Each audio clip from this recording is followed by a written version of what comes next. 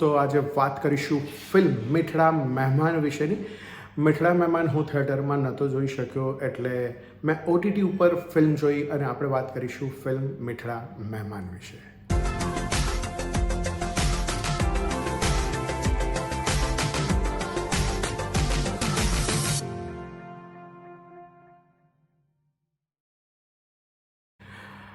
નમસ્કાર દોસ્તો, હું છું ગર્વથી ગુજરાતી વિપુલ અને તમે પણ ગર્વથી કહો હું ગુજરાતી. વાત કરીશું આજે ફિલ્મ મીઠડા મહેમાનની. મીઠડા મહેમાનનો રિવ્યૂ કરીશું. ફિલ્મ થિયેટરમાં હું નહોતો જોઈ શક્યો, પણ OTT રિલીઝ થઈ ગઈ છે અને આપણે વાત કરીશું એના વિશે. ફિલ્મ મીઠડા મહેમાન ચિન્મય પુરોહિતે લખી છે અને ડિરેક્ટ કરી છે.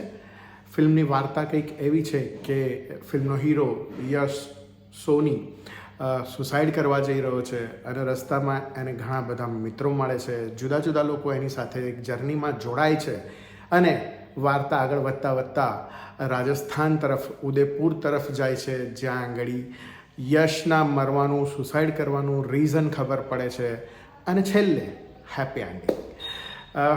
ફિલ્મની વાર્તા ટ્રેલરમાં તમે જોઈ જ હશે, આ પ્રમાણેની જ છે. ફિલ્મની સિનેમેટોગ્રાફી બહુ જ સુંદર છે. મને સિનેમેટોગ્રાફી બહુ જ સરસ લાગી. લોકેશન્સ બહુ બ્યુટિફુલ લાગી રહ્યા છે. ડિરેક્શન પણ બહુ જ સુંદર રીતે કરવામાં આવ્યું છે. બધા જ એક્ટરોનો અભિનય બહુ જ સુંદર છે.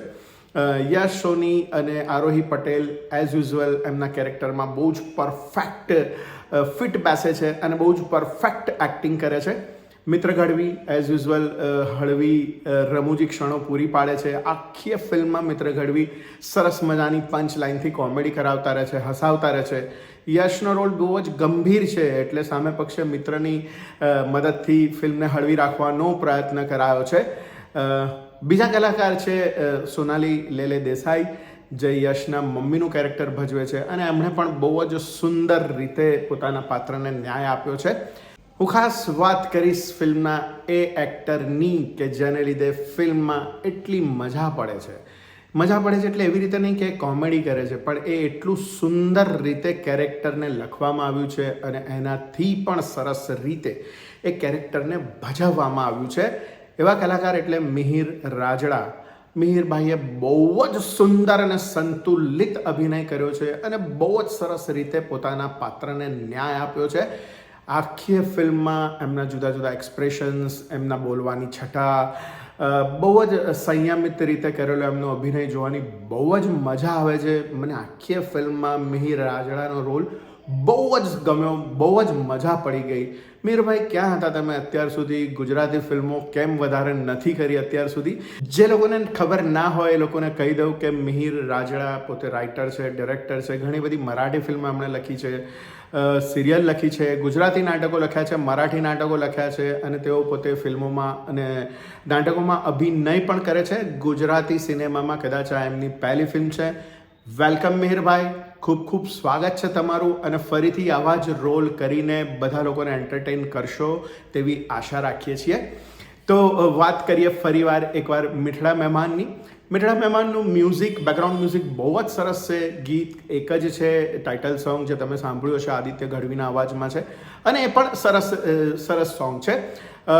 બીજા બે કલાકારો છે. જિગ્નેશ મોદી ઇન્સ્પેક્ટરના રોલમાં છે અને ખૂબ વિશિષ્ટ ભૂમિકામાં, એટલે કે બિલકુલ મહેમાન ભૂમિકામાં ગેસ્ટ અપિયરન્સમાં છે ધ ગ્રેટ હિતેન કુમાર અને એમને પણ જોવાની મજા આવે છે. નહીં ગમવાવાળી એક જ વસ્તુ થાય છે આ ફિલ્મમાં કે જ્યારે ફિલ્મ ઉદયપુરના સેટઅપમાં જાય છે ત્યારે ઉદયપુરના ઇન્સ્પેક્ટર ગુજરાતી બોલતા હોય છે અને બહુ જ આજુબાજુના એક બે કેરેક્ટર હિન્દી બોલતા હોય છે. રાજસ્થાની પ્રકારનું બહુ જ હાસ્યાસ્પદ લાગે છે. સો એ સેટઅપમાં કોઈ હિન્દી બોલતા કલાકારની જરૂર હતી, કદાચ જિગ્નેશ મોદીની જગ્યાએ, અથવા તો જિગ્નેશ મોદીએ બહુ જ સરસ રીતે હિન્દી અથવા તો રાજસ્થાની હિન્દીનો ઉપયોગ કર્યો હોત તો વધારે મજા આવતી. ત્યાં આગળ ફિલ્મમાં એવું લાગે છે કે અહીંયા આગળ કંઈક કાચું કપાયું છે. એ સિવાય ફિલ્મની વાર્તા બહુ જ સરસ છે, બહુ જ સરસ રીતે આગળ વધે છે અને ક્લાઇમેક્સ તરફ જાય છે. સાચું કહું તો મને આ ફિલ્મ બહુ જ ગમી. બહુ જ સરસ રીતે શૂટ થઈ, એડિટ થઈ અને પડદા ઉપર રજૂ કરવામાં આવી છે.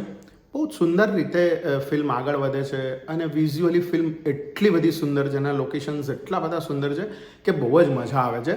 વાર્તા પણ સરસ છે, તમને છેક સુધી જકડી રાખે છે કેટલાક દ્રશ્યોને બાદ કરતા, અને એક સરસ મજાનું પેકેજ છે આ ફિલ્મ. આ ફિલ્મ કદાચ ઓછી ચાલી હતી અને ઘણા બધા લોકોએ ફિલ્મને નથી ગમી. મને ખબર નથી પડતી કે કેમ, પણ બહુ એક અલગ સરસ જુદા જ વિષયવાળી આ ફિલ્મ હતી. અને ગુજરાતી સિનેમામાં હંમેશા નવા નવા પ્રયોગો થતા હોય છે, એમાંનો જ આ એક સરસ મજાનો પ્રયોગ હતો. મને આ ફિલ્મ ગમી. મિત્રો, તમે હજી સુધી પણ આ ફિલ્મને ના જોઈ હોય તો OTT ઉપર જોઈ લેજો, તમને મજા આવે એવી ફિલ્મ છે. મને બહુ જ ગમી. સો હું રેકમેન્ડ કરું છું કે હવે તો OTT ઉપર છે તો તમે આ ફિલ્મને જોઈ શકો છો. તો દોસ્તો, આ વિડીયો તમને કેવો લાગ્યો? તમને અગર આ વિડીયો ગમ્યો હોય તો એને લાઇક કરો, શેર કરો. તમે આ ફિલ્મ જોઈ છે કે નહીં કમેન્ટ કરો. તમને આ ફિલ્મ કેવી લાગી એની પણ કમેન્ટ કરો. તો મળીએ દોસ્તો નવા વિડીયોમાં નવી વાત સાથે. ત્યાં સુધી સ્વસ્થ રહો, મસ્ત રહો. આવજો.